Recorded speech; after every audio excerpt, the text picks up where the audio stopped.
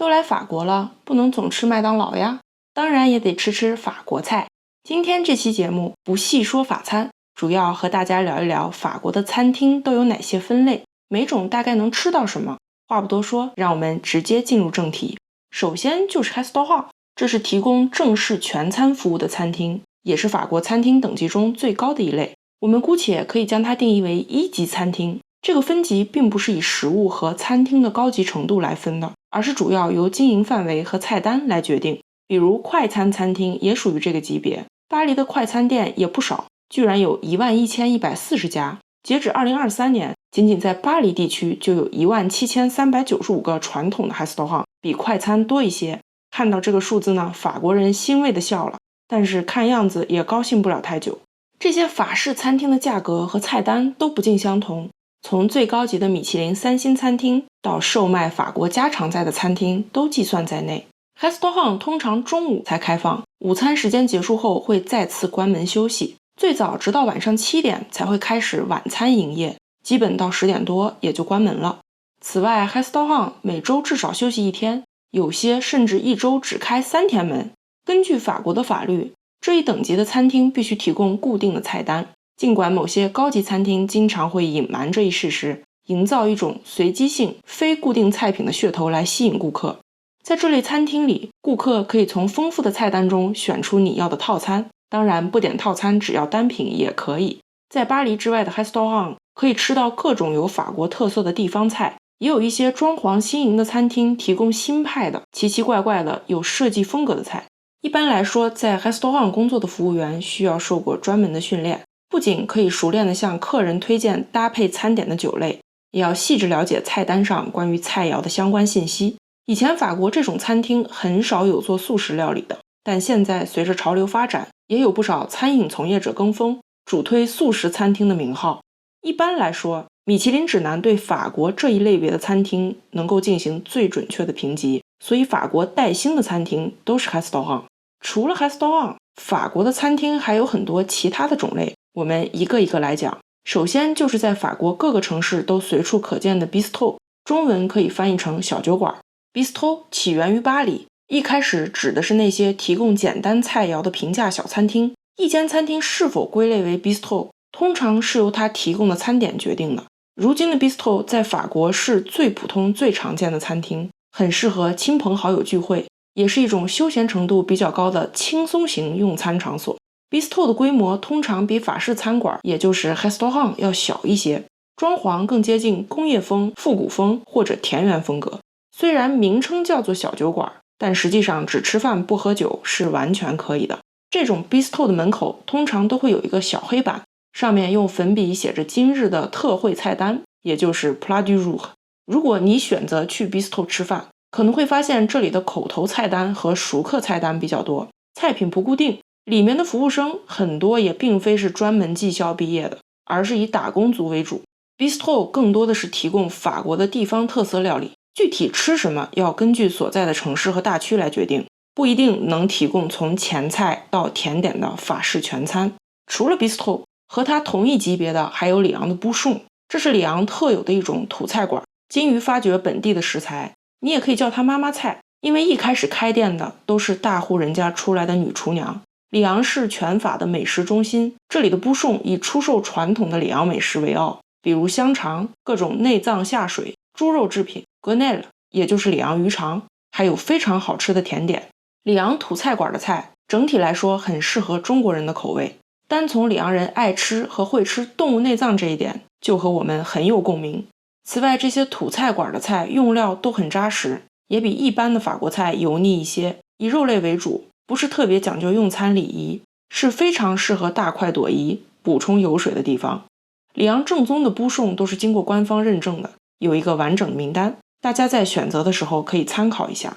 接下来就是 brasserie， 可以翻译成啤酒屋、啤酒小馆，这个也是常见的街边餐厅，和 Bistrot、布颂同属一个级别。brasserie 这个词在法语中也是啤酒厂的意思，可以引申为啤酒酿造业。如今很多 brasserie 提供饮料的种类非常广泛，除了各种不同类型的精酿啤酒外，也有葡萄酒和烈酒供食客选择。最早开这些餐厅的是1870年代来自德意志帝国阿尔萨斯洛林地区的难民。普法战争之后，这些阿尔萨斯的移民在法国东部常住下来，并且把这种带有阿尔萨斯风格的小酒馆演变成了地方特色餐厅。那么 brasserie 里面能吃到什么呢？首先甜点是一定有的，巴黎地区的 brasserie 还会有海鲜拼盘，此外像 choucroute 酸菜、牛排薯条、蜗牛、blanquette de veau 白酱炖小牛肉，还有各类 dardard， 这是一种用生肉做成的开胃菜，其中尤其以达达牛肉为代表，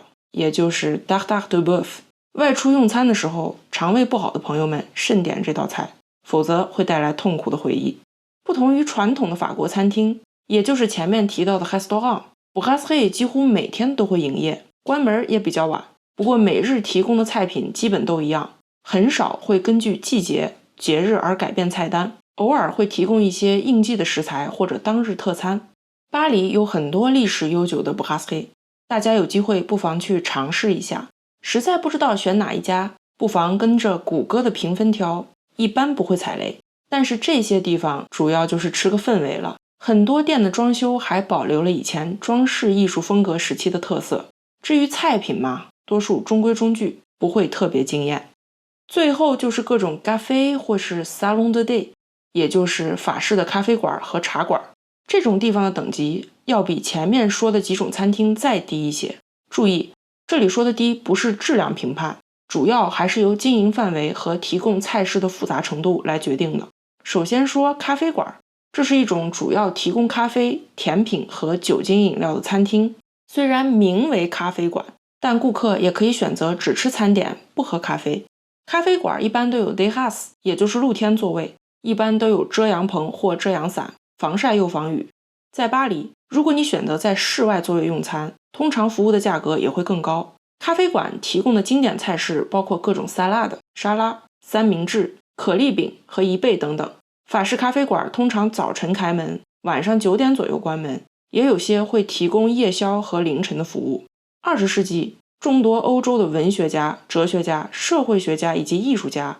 都会待在这种类型的餐厅里消磨时间，这一度让法国的咖啡馆有了特别的地位。如今巴黎的咖啡馆已经成为了旅游打卡地。说实话，很多咖啡馆东西很贵，服务态度恶劣，餐品酒水质量也很一般。如果不是为了情怀，来这儿吃饭大可不必。最后就是 salon de thé， 也就是法国的茶馆。这些茶馆通常提供各类茶饮，如果你点了热茶，就会端上来一个小茶壶、茶碟、茶杯，还可以搭配各种蛋糕、面包、华夫饼之类的，口味咸甜不限，但一般不提供酒精饮料。但如今卖不卖酒，主要还是看商家有没有酒牌，也就是售卖酒精饮料的营业许可证。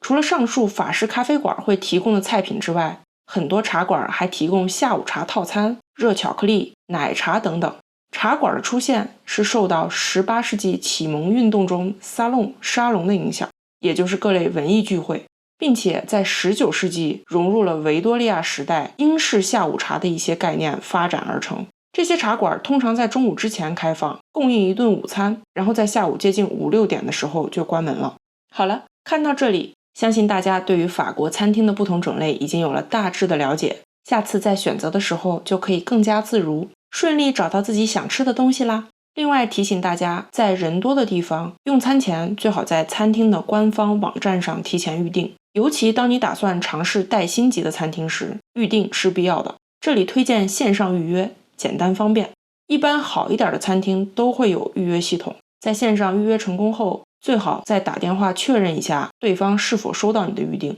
有些星级餐厅可能在预订时就会收取费用，如果预订当天因为各种原因没能出现，这笔钱是无法返还的。巴黎因为人太多，这种情况比较常见，大家在选择的时候注意考虑一下自己的行程时间，以免造成不必要的损失。如果你去其他城市游玩，只要不是旅游旺季，相信还是比较容易订到餐位的。这期节目就到这里，希望这些内容对大家有所帮助。欢迎朋友们订阅我的频道，我们下期节目再见啦！